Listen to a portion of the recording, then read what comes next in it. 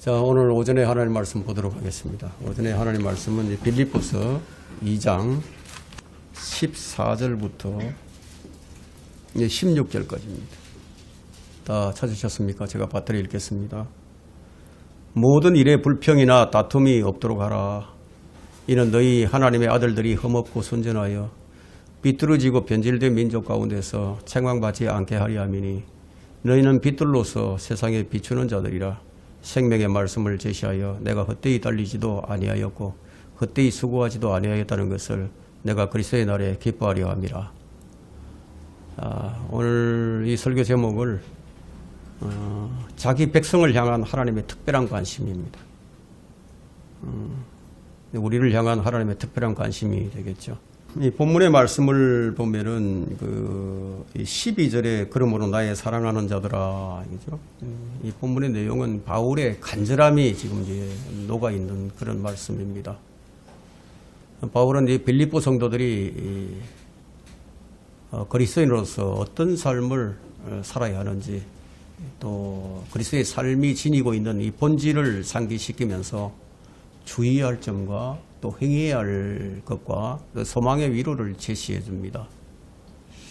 여기서 이제 한 가지 좀 주의할 것은 우리 성경에는 2장 12절에 마지막에 너희 구원을 이제 온전히 이루라라는 이런 이제 말씀이 있는데, 자, 이 말씀은 우리가 구원을 이루어가라는 뜻이 아니고 또 우리가 받은 구원을 이제 온전하게 좀 드러내라, 좀 나타내라, 그런 말과 같습니다.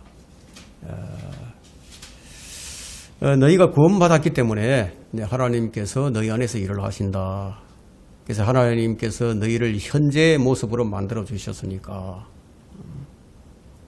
그뿐만 아니라 지금도 너희 행동뿐만 아니라 너희 생각과 뜻까지 움직이시면서 너희 안에서 지금 행하고 계신다. 그러니까 그분은 너희의 대리자다. 너희는 그분의 대리자다. 바울이 1장 6절에서 했던 말씀을 좀 더 이제 구체적으로 설명을 한 거죠. 우리가 이것을 확신하노니 했는데 구체적으로 이제 설명을 한 겁니다. 하나님께서 너희 안에서 일하고 계시니까 그 일을 이루라는 거예요. 예, 그 일을 채우고 완성하라, 이런 말이 되겠죠. 바울은 이제 여러 가지 방법으로 이 점을 강조하고 있습니다. 그러나 성경은 이 바울이 지금 제시하고 있고 또 강조하는 것만으로 이제 만족하지 않고요. 왜 그렇게 해야 하는지 그 당위성을 15절에서 설명을 합니다. 이는 너희 하나님의 아들들이 흠없고 순전하여 삐뚤어지고 변질된 민족 가운데서 책망받지 않게 하려 함이라. 이 바울이 이토록 빌립보 교회 성도들의 상태에 관심을 쏟는 것은 하나님께서 자신을 통해서 그들을 믿음으로 이끌어 주셨기 때문이에요. 빌립보 성도들은 바울을 통해서 회심한 자들이죠. 그래서 바울은 이 사람들을 굉장히 자랑스럽게 여겼어요. 그래서 이들을 이제 온전하게 하려고 참 마음을 애를 씁니다. 바울은 지금 일반적으로 알려줘야 할 일만은 알려주는 것으로는 좀 부족하다. 그것을 이제 알고 피해야 할 것이 무엇이고 또 조심해야 할 것, 이런 것들을 다 알려주는 거예요. 왜냐하면 그들을 쉽게 공격해 오는 것들이 있기 때문에. 그래서 미리 이제 경고를 해서 미리 대비시키게 한다는 그런 사실을 이제 바울이 알고 있었기 때문이에요. 그래서 그리스도인답게 행동하면서 살라는 거예요. 그리스도인답게 행동하며 살라.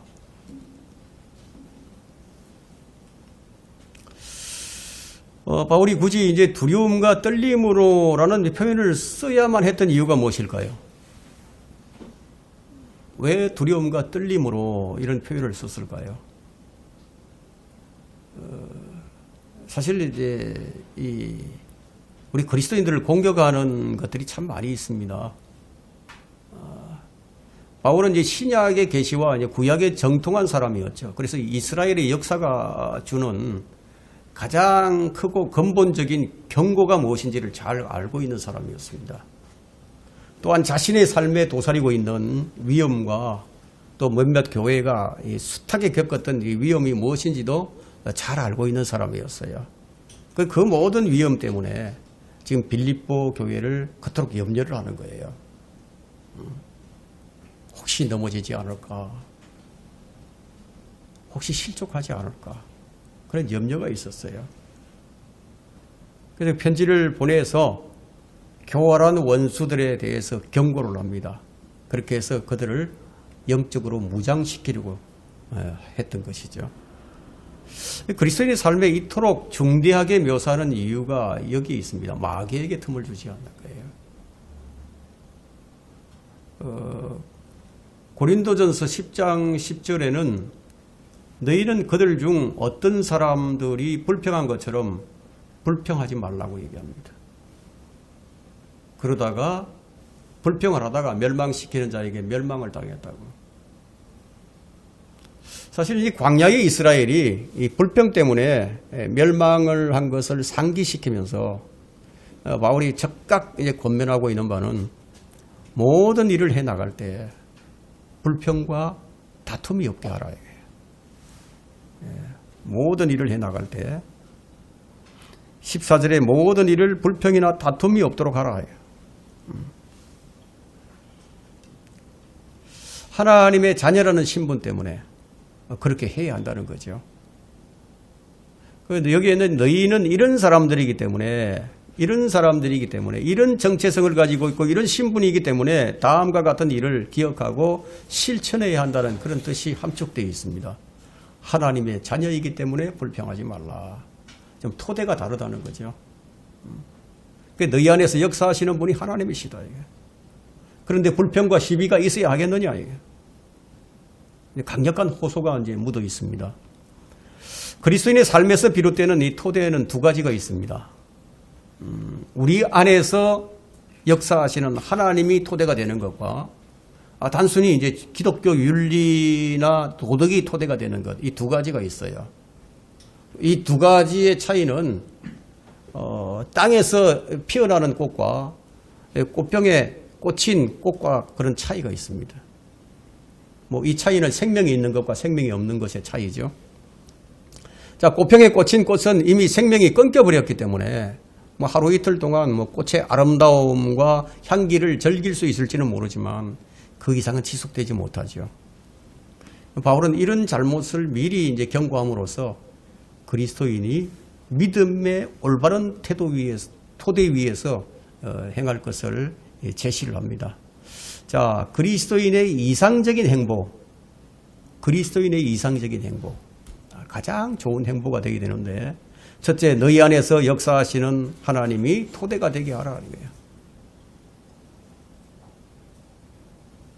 이런 너희 안에서 역사하시는 분은 하나님이시기 때문이니, 그러므로 14절에서 모든 일에 불평이나 다툼이 없도록 하라. 15절에서는 이는 너희 하나님의 아들들이, 그리스도인을 묘사하는 방법이 여러 가지가 있지만 이것이야말로 최고의 묘사인 것이 분명합니다. 이는 너희 하나님의 아들들이. 이 말은 오직 구원받은 사람들에게만 해당이 되는 거죠. 그럼에도 불구하고 지난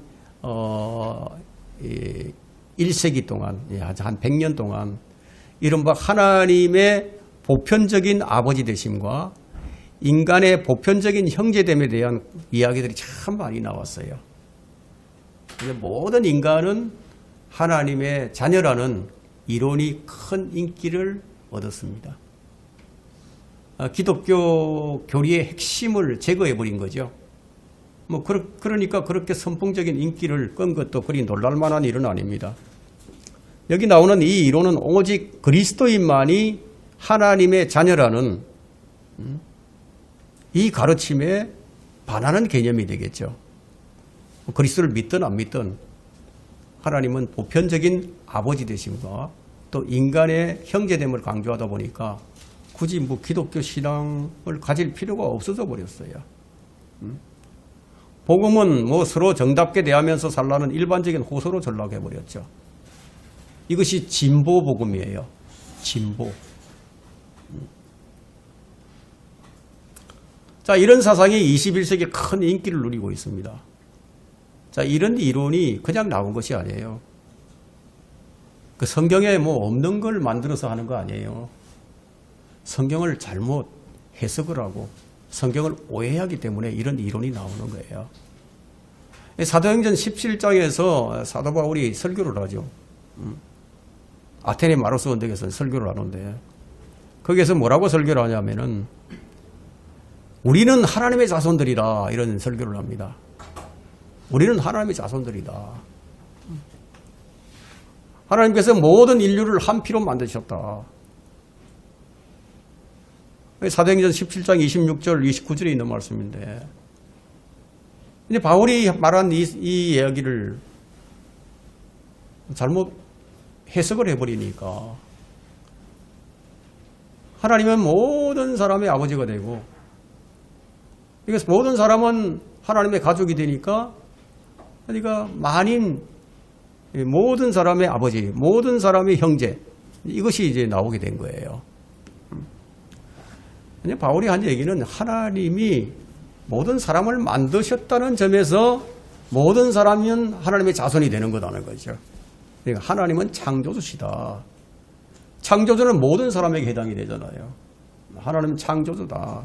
그래서 우리가 알아야 할 것은 예수님께서 자신과 논쟁하면서 또 언쟁을 벌이던 자들에 대해서 하신 말씀이 있어요. 요한복음 8장 44절에 있는 말씀인데 너희는 너희 아비 마귀에게 나와서 너희 아비의 정욕을 따라 행하고자 하는도다. 그들이 아브라함의 자손이라고 우리는 아브라함의 자손이라고 주장을 하지만 예수님께서는 너희가 나를 대적하는 것을 볼 때 그렇지 않다는 거예요. 너희 아비는 마귀다. 그런 말씀을 하셨죠. 베드로는 이제 그리스도인들에게 편지를 쓰면서 너희는 전에는 백성이 아니었는데 이제는 하나님의 백성이다. 전에는 너희가 하나님의 자비를 얻지 못했지만 이제는 자비를 받았다. 이전에는 아니었는데 이제는 하나님의 백성이 되었다는 거예요. 이 교리를 적극적으로 확정해주는 그런 말씀이 있어요.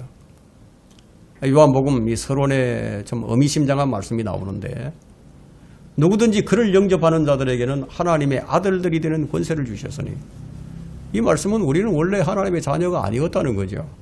그죠? 그분을 믿어야 하나님의 아들들이 된다는 거죠. 원래는 그렇지 않았는데 왜 이렇게 돼버렸느냐. 죄 때문에 하나님과의 관계가 깨져버린 거예요. 그래서 바울은 에베소서 2장 22절에서 이렇게 얘기합니다.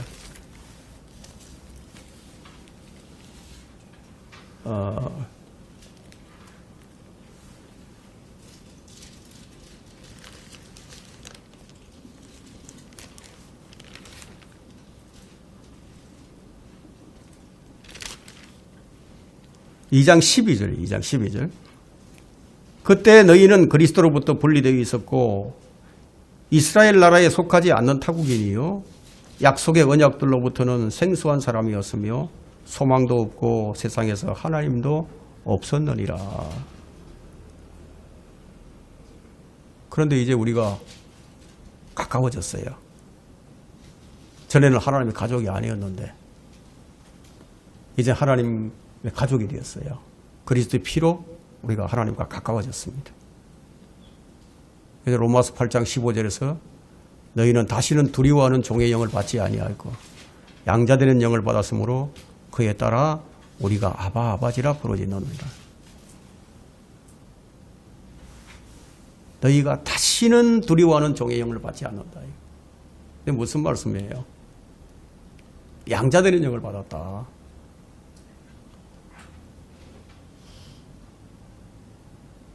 영원한 보장이죠. 구원의 영원한 보장. 다시는 두려워하는 종의 영을 받지 않는다는 거예요. 전에는 자녀가 아니었는데 이제는 자녀라는 겁니다. 우리를 자녀로 만들어주시는 영, 양자의 영을 받고 아바 아버지라고 부르짖게 된 거예요. 이처럼 하나님의 아들들이란 오직 구원받은 그리스도인에게만 쓰이는 제한적인 증거라는 것을 보여줍니다. 이 본문 자체가 그리스도인은 세상 사람들과 다르다는 점이에요. 세상과 구별된 빛이라는 점을 지금 강조를 합니다. 자, 이것은 아주 기본적이고 기초적인 교리예요. 신약 성경은 그리스도인이 된다는 것과 그렇지 않은 자들을 완전히 다른 사람이라는 점을 보여주기 위해서 참 애를 쓰고 있는 것을 볼 수가 있습니다. 이 사실은요, 아무리 강조해도 지나치지 않아요. 어느 정도 좀 달라지는 게 아니라 사람 자체가 달라지는 거예요. 가족의 일원이 아니냐, 가족의 일원이냐, 이 결정적인 차이입니다. 자, 우리는 하나님의 가족의 이제 일원이 되었습니다. 이것은요, 신약 성경의 중대한 개념입니다. 말하자면,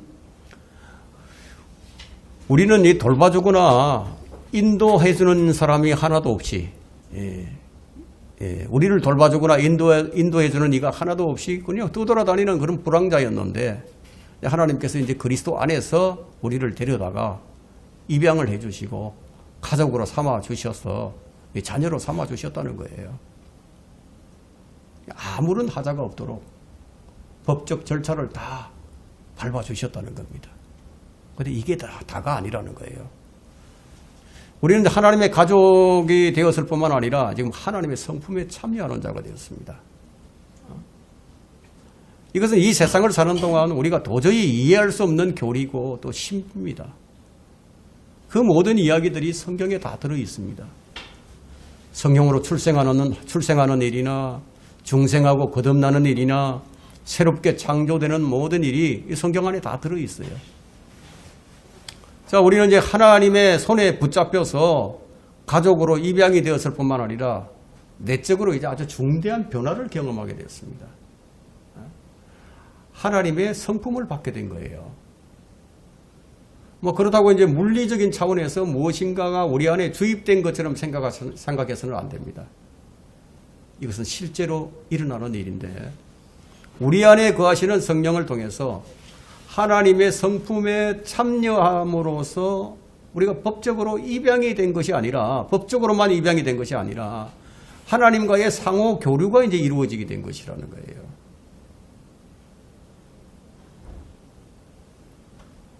법적으로만 저 사람은 내 아들이다 이렇게 결정이 되고, 또 멀리 떨어졌으면 교류는 하지 않을 수도 있잖아요.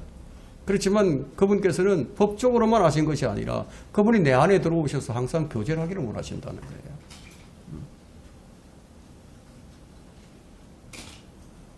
물론 하나님의 자녀로서 그분의 특별한 보호와 은총을 누리게 되는 거죠. 자녀가 되었으니까 이건 당연한 일이죠. 부모는 항상 자녀에게 관심을 쏟게 되어 있습니다. 그래서 이제 가족이 존재하는 거죠. 하나님께서 우리가 출생할 때 가족을 이제 주신 것이죠. 그래서 하나님께서는 우리를 특별히 사랑해 줄 두 사람을 주셨어요. 아버지와 어머니예요. 그래서 그들의 자녀가 되어서 돌봄을 받고 양육을 받게 되는 거죠. 마찬가지로 그리스도인은 하나님의 자녀라고 얘기를 합니다. 그 결과로서 특권적인 어떤 그 신분을 이제 얻게 된 거죠. 세상에서 따로 이렇게 불러냄을 받고 이제 구별이 되었습니다. 그러면 하나님의 특별한 관심과 위로의 대상이 되는 거예요. 사도 바울의 요지는 그러므로 이제 우리에게도 어떠한 특별한 책임이 있다는 거예요. 그것을 얘기하고자 합니다. 너희 하나님의 아들들이라고 논리를 지금 전제하는 거예요. 너희 하나님의 아들들이 흠없고 순전하여 삐뚤어지고 변질된 민족 가운데서, 이처럼 우리가 하나님과 어떤 특별한 관계를 맺었기 때문에 하나님께서 요구하시는 모습이 되어야 한다는 거예요. 하나님께서 요구하시는 어떤 행동을 해야 한다고 얘기합니다. 이것이 바울이 제시하는 그리스도인의 일반적인 모습이에요. 한 가지 더 중점적으로 살펴보고자 하는 것이 있는데, 오전에도 우리가 성경 공부를 했지만 너희 안에서 역사하시는 분은 하나님이시니, 자, 이 부분을 좀 더 이제 살펴보고자 합니다. 그리스도인들은 구원을 받기 위해서 또 일을 하거나 구원을 유지하기 위해서 일을 하지 않아요. 우리는 구원을 받았기 때문에 일을 합니다. 구원을 받았기 때문에 우리 안에서 역사하시는 이가 있는데 그분이 바로 하나님이시다. 우리는 하나님께서 하시고자 하는 일이 우리 안에서 이루어지지 않는 이상 밖으로 이루어내지 못한다는 사실에 유념해야 됩니다. 그럼 우리가 하고자 한다. 우리 안에서 하나님께서 하시고자 하는 일이 우리 안에서 이루어지지 않은 상태에서 우리가 무엇인가를 하고자 한다. 그러면 그건 누가 하는 거예요? 그건 내가 하는 거예요. 하나님과는 관계가 없는 거예요. 우리 안에 계신 하나님은 우리를 통해서 일을 하시는 거예요. 무엇을 위해서 그렇게 하실까요? 이게 중요한 거예요. 우리가 아니에요. 하나님이에요, 하나님. 하나님 그분 자신의 영광을 위해서 우리로 하여금 열매를 맺게 하시는 거예요. 이 분명한 진리가 성경이 말하는 교리예요. 교리. 이걸 잘 이해하지 못하고 이걸 깨닫지 못하니까 자꾸만 자기가 하려고 하는 거예요. 성령님과는 아무런 관계가 없이 그냥 자기가 하는 거예요. 내 안에 계시는 성령님은 좀 가만히 계세요 하고 자기가 한다. 우리는 그리스도의 모형입니다. 모형. 우리는 그리스도의 대리인들이에요. 그래서 바울은 변질되고 삐뚤어지고 죄 많은 백성에게 생명의 말씀을 제시했습니다. 이 모든 일이 자기 안에서 역사하시는 하나님을 토대로 해서 이루어진 일이라고 얘기하는 거예요.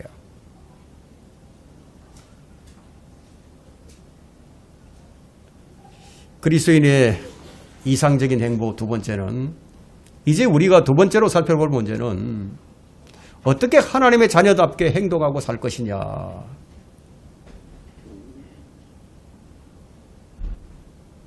이 문제가 중요한 거예요.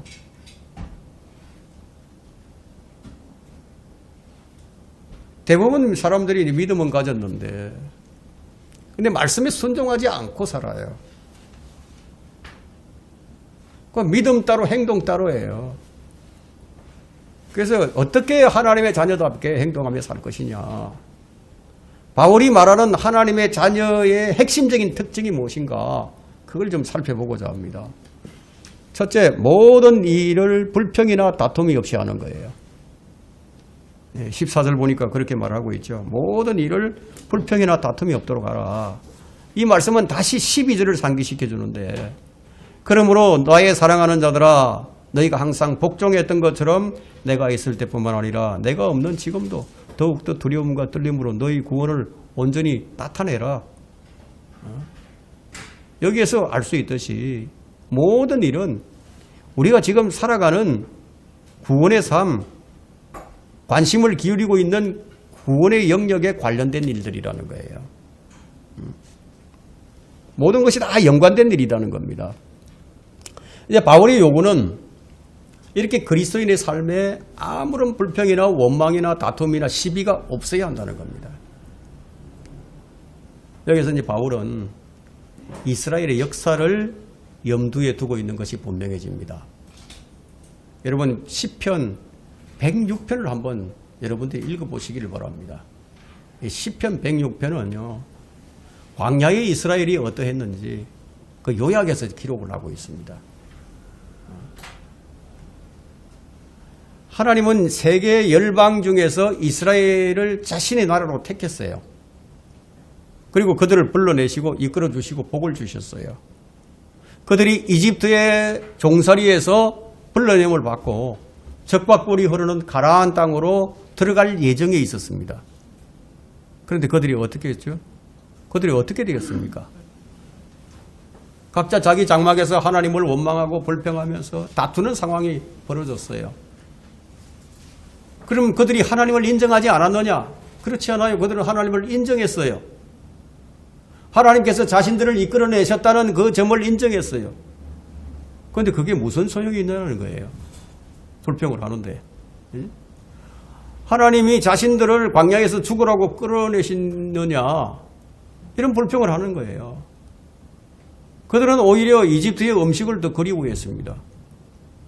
이 이야기들이 민수기를 비롯해서 성경 곳곳에 나오고 있죠. 그들은 불평했습니다. 이것이 문제였습니다. 사도 바울이 이제 빌립보 교회에 편지를 쓰면서 바로 이것을 염두에 두고 있었던 거예요. 이스라엘 역사에서 교훈을 배우라는 거예요. 그래서 바울이 이렇게 얘기합니다. 너희 안에서 역사하시는 분이 계시는데 그분이 하나님이시다. 그분이 너희로 하나님의 선한 기쁘심에 따라 뜻을 두고 행하게 하신다. 그래서 너희 그리스도인의 여정을 순례자의 여정으로 보기를 바란다는 거예요. 그 첫걸음은 당연히 세상을 떠나서 하나님의 영광으로 옮겨오는 회심이 되겠죠. 회심. 그러나 그것이 전부가 아니다는 겁니다. 하나님은 그 옛날 이스라엘을 인도하셨듯이 지금도 너희를 인도하고 계신다는 거예요. 장차 너희는 가나안이 아니라 영원한 복된 안식처로 가게 될 것이다. 그 점을 지금 빌립보서 3장 20절에서 상기시켜 줍니다. 우리의 시민권은 이곳이 아니라 하늘에 있다는 거예요. 그곳으로부터 오실 구주이신 우리 주 예수 그리스도를 지금 기다리고 있는데 그분이 우리를 데리러 오실 것이다. 하나님이 너희를 인도하신다. 이게. 너희 마음에 갈망과 생각과 계시를 주심으로써 그분이 지금 인도하고 계신다는 것을 알려주시는 거예요. 그걸 우리로 하여금 알게 해준다는 거예요. 자, 그분이 너희를 이끄는 그런 특별한 자리가 있고 어떤 특별한 상황이 있을 것이다. 왜냐하면 이스라엘 백성에게 그렇게 하셨듯이 너희에게도 많은 일들을 행하실 것이라는 거예요. 그런데 문제가 있다는 겁니다. 이스라엘 백성이 악한 본을 따라서 하나님을 불평하는 그런 잘못을 범하지 않도록 좀 조심을 해라. 이스라엘 백성들이 그러했듯이 너희에게도 때로는 너희 마음에 들지 않는 그런 일들이 일어날 것이다. 그런 상황이 있을 것이다. 마실 물이 한 방울도 없는 듯한 그런 느낌이 그렇게 느껴질 때도 있을 것이다. 먹을 음식이 없을 때가 있고 어쩌면 원수와 대치하는 그런 상황이 또 있을 것이다. 그러나 그럴 때라도 너희 안에서 행하시면서 너희를 그분의 선한 기쁘심의 뜻을 따라 인도하시는 그분이 계신다. 그분이 너희를 인도하시면서 주님께서 정하신 과정을 이루어 가실 것이다. 그런데 목구멍까지 불평이 차오를 때도 있을 것이다. 왜 대체 내게 이런 일을 겪게 하십니까? 왜 내게 이런 시련을 주십니까? 마음속으로부터 불평이 솟구치는 그런 시험의 때도 있을 것이라는 거예요.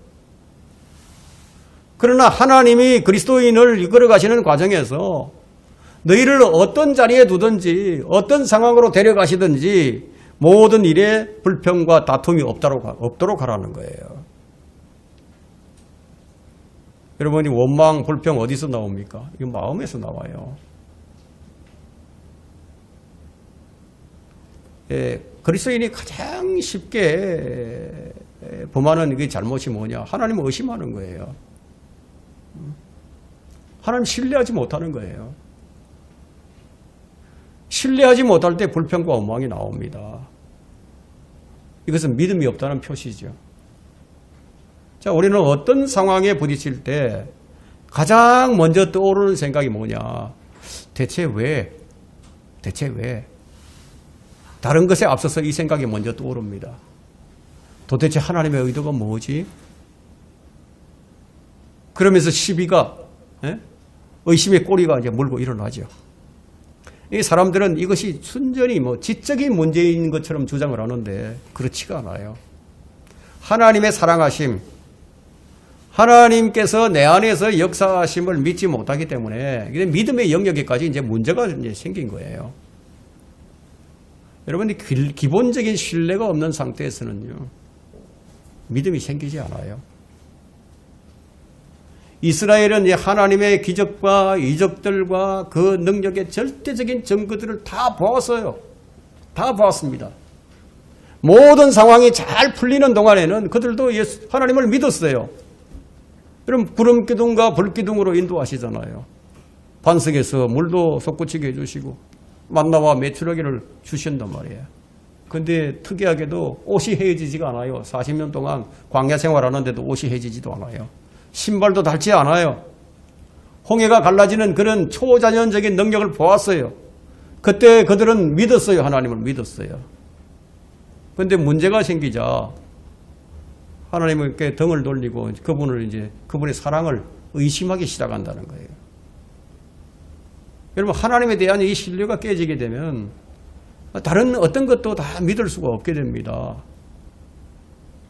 자, 이것은 고대 이스라엘의 역사를 파멸시켰고요. 지금도 그리스도인의 삶과 또 경험을 지금 파멸시키고 있습니다. 불안과 낙심을 불러오죠. 그래서 아무것도 이해할 수 없는 상태로 몰고 갑니다. 세상에서 자기만이 힘든 것처럼 그렇게 느낌이 옵니다.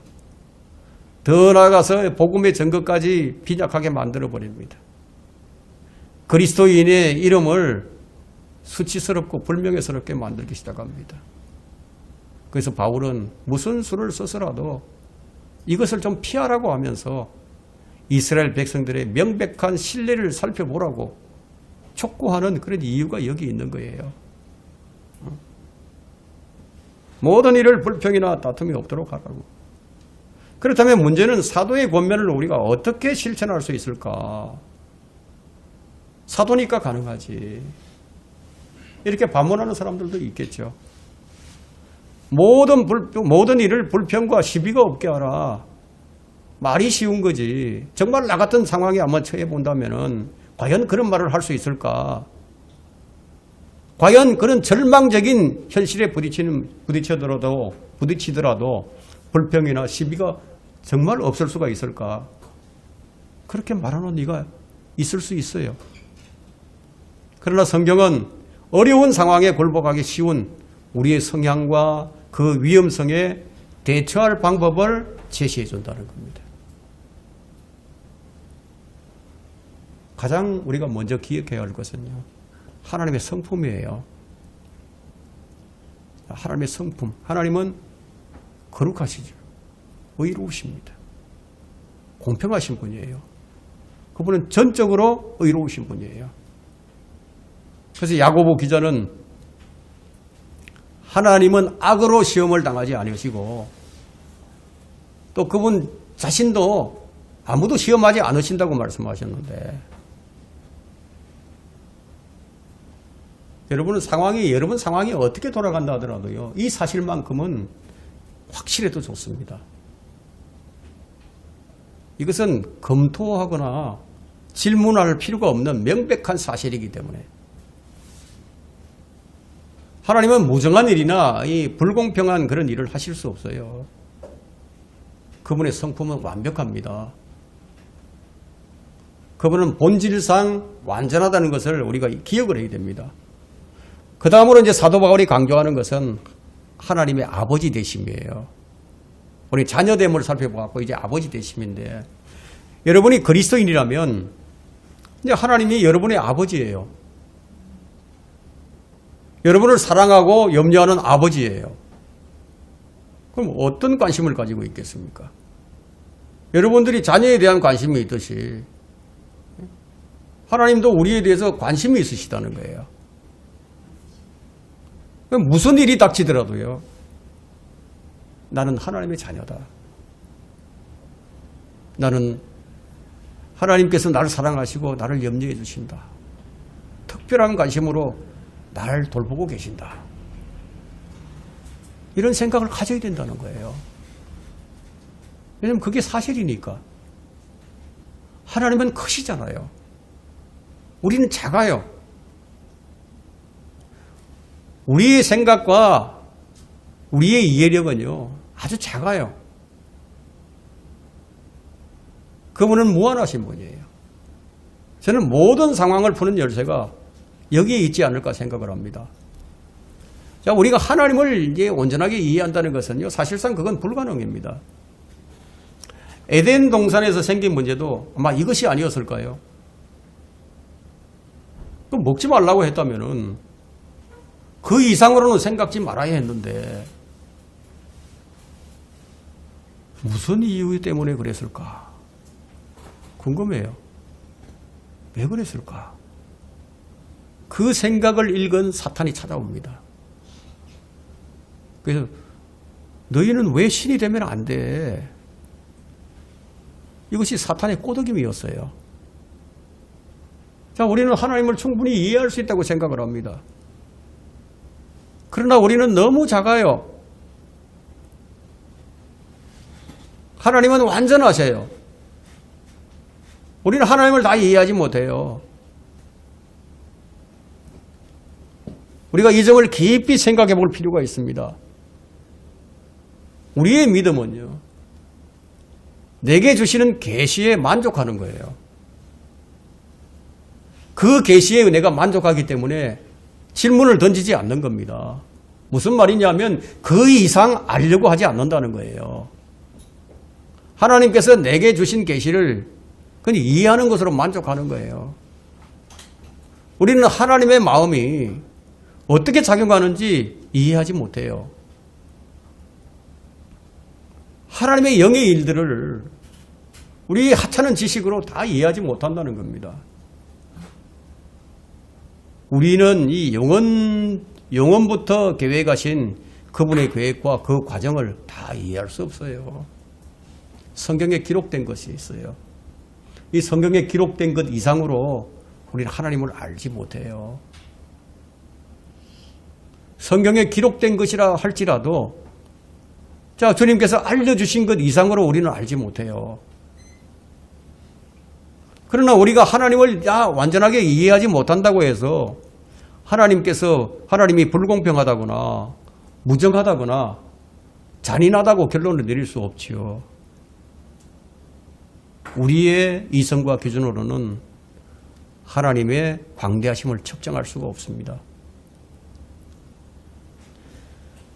그리스도인의 이상적인 행보 세 번째는 마지막으로 우리가 기억해야 할 것은 하나님의 주된 관심이 우리의 성화에 있다는 점입니다. 하나님이 우리 안에서 역사하시는 것은 우리의 성화, 곧 그분의 선한 기쁘심에 따라 뜻을 두고 행하는 것이에요. 하나님의 관심은 단순히 이제 우리가 이 세상에서 잘 지내는 데 있지 않아요. 그것은 하나님께서 원하는 것이 아닙니다. 하나님께서 원하시는 것은요, 우리가 주 예수 그리스도가 완전하신 것처럼 우리도 언젠가는 완전해지는 거예요. 놀라운 일이 아닙니까? 우리가 완전해진다. 한번 생각해 보세요.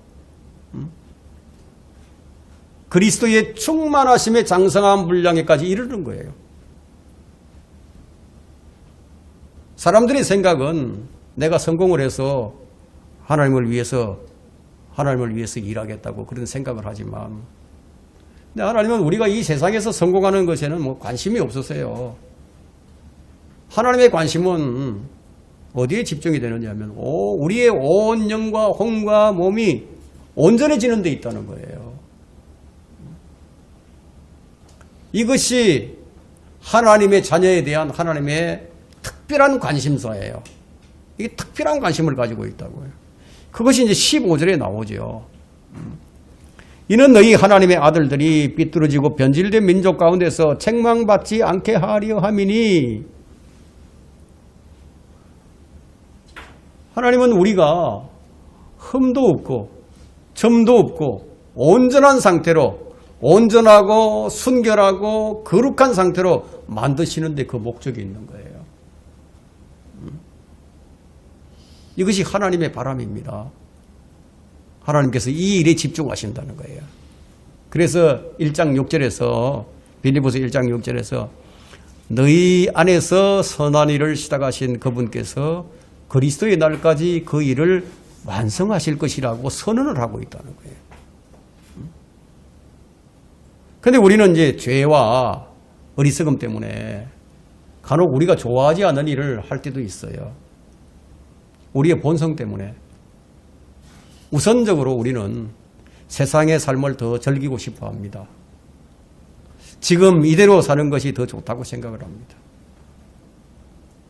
그러나 하나님은 우리의 영과 혼을 먼저 생각하십니다. 우리의 혼은 구원을 받았죠. 우리의 영은 거듭난 그 자체로는요, 아무 문제가 없어요. 구원받고 거듭났으니까 아무 문제가 없어요. 근데 우리와 하나님 사이를 가로막는 것들이 있어요. 우리와 하나님 사이를 가로막는 것들. 하나님께서 그것들을 빼앗아 가시는 거예요. 그것이 여러분의 재물일 수가 있고요. 여러분의 인기나 명예일 수도 있고요. 여러분과 하나님의 관계를 버려놓는 것들은요, 그것이 무엇이든지 하나님께서 빼앗아 가신다는 거예요. 아마 여러분의 일생을 통해서 그런 걸 경험하지 않았을까 저는 그렇게 생각을 합니다. 저는 그런 많은 경험을 하고 있거든요. 그런 부분에 있어서. 자, 여러분이 궁극적으로 온전해지기를 이제 바라시기 때문에 결국은 무엇 때문에 빼앗아 가시느냐? 이 사랑 때문에 빼앗아 가시는 거예요. 그분은 질투하시는 분이 있습니다. 사랑에 질투를 하세요. 근데 우리에게는 이제 원망과 불평과 시비를 일으키는 것들이 있습니다. 그래서 우리를 하나님의 성품에 참여하는 자가 되게 해주신 거예요. 하나님의 관심이 어디에 있다고요? 우리의 성화에 있다는 거예요. 그럼 최종 목표가 뭡니까? 성화가 되었으면 최종 목표가 뭐예요? 영화예요, 영화. 그래서 이 땅에 살 때 뭐가 필요합니까? 징계가 필요한 거예요. 그래서 여러분들에게, 야, 나는 왜 이런 일들이 나한테 생기느냐? 그런 것을 질문하기 전에 먼저 하나님과 나 사이를 가로막고 있는 것들이 없는지 그걸 먼저 확인해 보시라는 거예요. 사랑하는 이가 죽기도 합니다. 재정적인 손해가 생기기도 합니다. 그러니까 무슨 일이 생기느냐 그거 중요하지 않아요. 그 일과 관련된 무언가가 하나님의 자리를 차지하고 있지 않느냐. 그걸 여러분들이 확인해야 됩니다. 하나님은 우리를 사랑하시기 때문에 궁극적인 그런 선을 위해서 때로는 병들게 하시고요. 심지어는 죽게도 하십니다. 하나님과 우리 사이를 가로막는 것들이 있을 때 하나님께서 우리에게 손을 좀 대시더라도요, 놀라거나 실망하지 말라는 거예요. 여러분이 하나님의 자녀가 분명하다면은 무슨 일이 일어나든지 개의치 말라는 거예요. 하나님께서 여러분에게 뜻한 바가 있는데 그 뜻한 바를 이루실 때까지 하나님은 여러분을 붙잡고 있어요. 그래서 여러분 안에서 계속 일을 행하신다는 겁니다. 이 일을 확신하는 사람은요, 그럼 원망하지 않죠. 불평하지 않죠. 상실감이나 정말 가슴이 찢어지는 그런 아픔 속에서도요, 하나님을 바라보겠죠. 우선 잘못을 했을 경우에는, 내가 발견했을 경우에는 하나님 나를 좀 용서해 주십시오. 나는 어쩔 수 없는 죄인입니다. 오히려 이런 일들을 내게 주신 것을 감사하는 것은 하나님의 목적이 무엇인지를 내가 알기 때문입니다. 라고 알게 되겠죠. 그렇죠? 말씀을 정리하고자 합니다. 바울은 우리의 수고가 헛되지 않기를 원합니다. 바울은 이런 얘기를 합니다. 나는 헛되이 달리지 않는다. 나는 허공을 치는 자 같이 하지 않는다.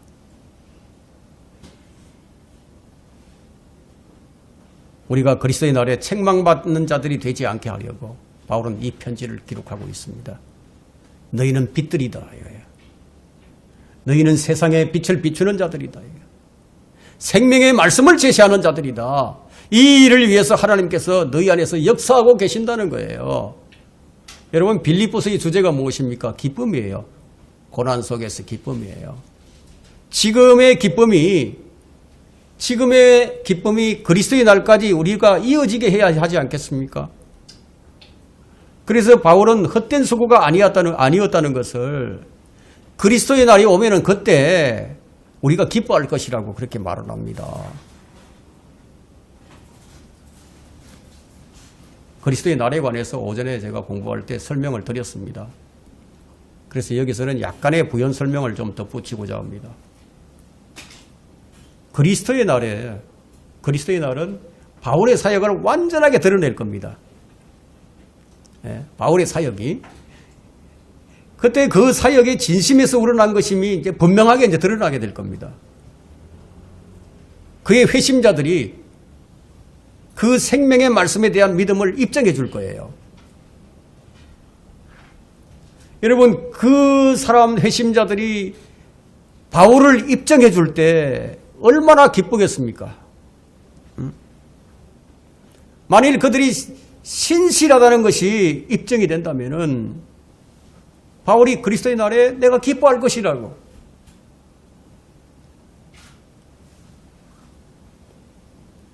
바울이 지금 헛된 섬김과 수고를 염려를 했는데 그들이 책망을 받지 않게 하려고 이 편지를 쓴다는 거예요. 따라서 사도의 요구는 무엇입니까? 주 예수 그리스도가 하신 대로 그대로 하라는 거예요. 주님, 여러분은요, 주님이 하늘에서 오신 것을 알고 있어요. 그런데 주님은 자신을 하나님의 손에 맡겼어요. 하나님 아버지 손에 맡기시고 마음대로 자신을 쓰게 하셨어요. 근데 하나님은 예수님을 이상한 곳으로 인도하셨어요. 광야로 이끌고 나가서 광야에서 마귀의 시험을 받게 했어요. 40일 동안 굶주리게 했어요. 그래도 주님은 불평을 터뜨리지 않았습니다. 여러분도 그 얘기는 다 아실 거예요. 무엇보다도 겟세마네 동산에서 어떻게 하셨는지를 한번 생각을 해보세요. 그분은 우리의 죄가 하나님과 그분을 갈라놓을 때가 임박한 것을 아셨지만 그분은 원망하거나 불평하지 않았어요. 불평과 다툼은요, 우리 최대의 적입니다. 최대의 적이에요. 주님 뭐라고 말씀하십니까? 다른 방법이 있다면 이 잔을 내게서 옮겨달라고 간구를 하시면서 자기의 뜻이 아닌 아버지의 뜻대로 되게 해달라고. 이처럼 아버지께서 주님을 십자가로 이끄셨는데도 그분은 조금도 원망하거나 불평하지 않았습니다. 여러분이 지금 어떤 상황에 처해 있든지 편안하든지 어렵든지 고통스럽든지 불평하지 마세요. 원망하지 마세요. 불평은 불신에서 나옵니다. 불평은 우리 신앙의 최고의 걸림돌이에요. 여러분도 이 마음을 품어야 합니다. 그리스도 예수의 마음을 품어야 합니다.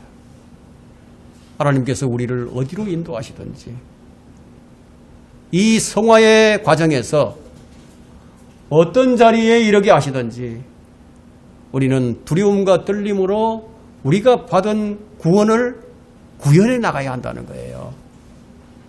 여러분을 향한 하나님의 은혜로운 목적을 우리가 기억함으로써 그리스도인으로서 가장 이상적인 행보를 하시는 성도들이기를 간절히 기원합니다.